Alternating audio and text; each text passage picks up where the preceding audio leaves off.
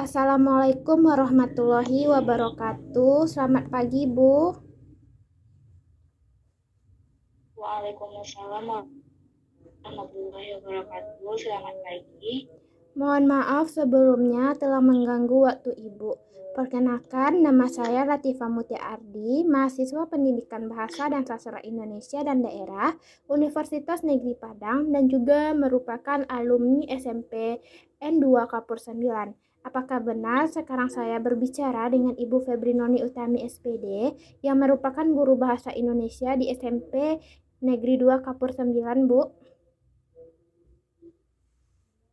Iya, Latifah, benar dengan saya sendiri. Bagaimana kabarnya, Bu? Alhamdulillah, kabar saya baik.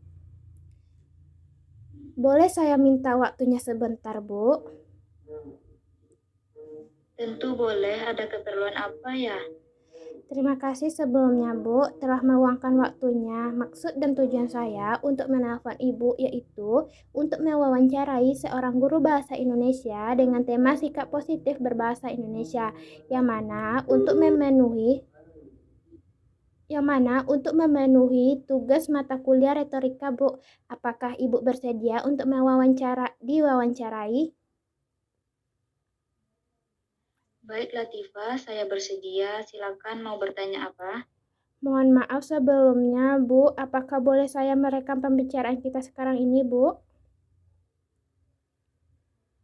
Oke, iya, Latifah. Boleh, tidak masalah.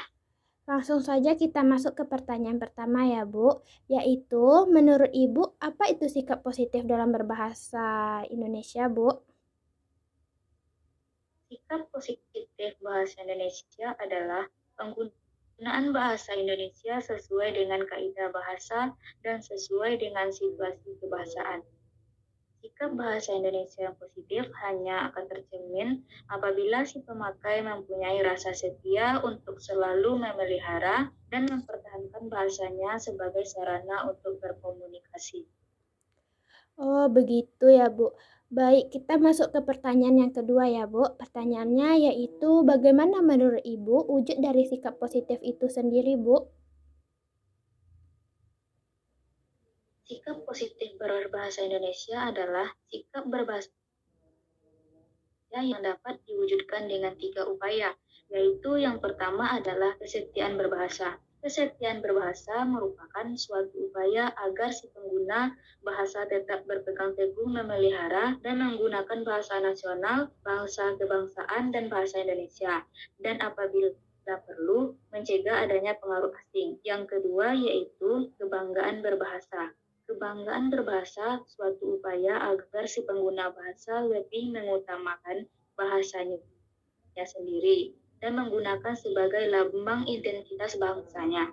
Dan yang ketiga adalah kesadaran akan adanya norma atau kaidah berbahasa, suatu upaya agar si pengguna bahasa dapat menggunakan bahasa Indonesia sesuai dengan kaidah dan tata aturan yang berlaku dalam bahasa Indonesia.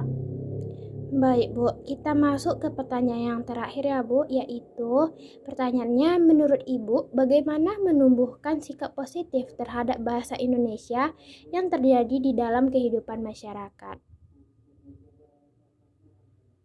Untuk menumbuhkan sikap positif terhadap bahasa Indonesia yang terjadi di dalam kehidupan masyarakat dapat melalui 3 sikap positif terhadap bahasa Indonesia, yaitu yang pertama, bangga berbahasa Indonesia, kedua, setia terhadap bahasa Indonesia, dan yang ketiga yaitu kesadaran dalam mematuhi aturan kaidah-kaidah bahasa Indonesia.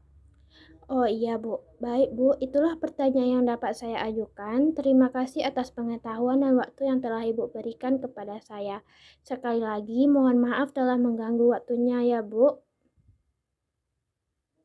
Baik, sama-sama Latifah. Sekali lagi, saya ucapkan terima kasih kepada Ibu. Sampai jumpa di lain waktu ya, Bu. Assalamualaikum warahmatullahi wabarakatuh. Waalaikumsalam warahmatullahi wabarakatuh.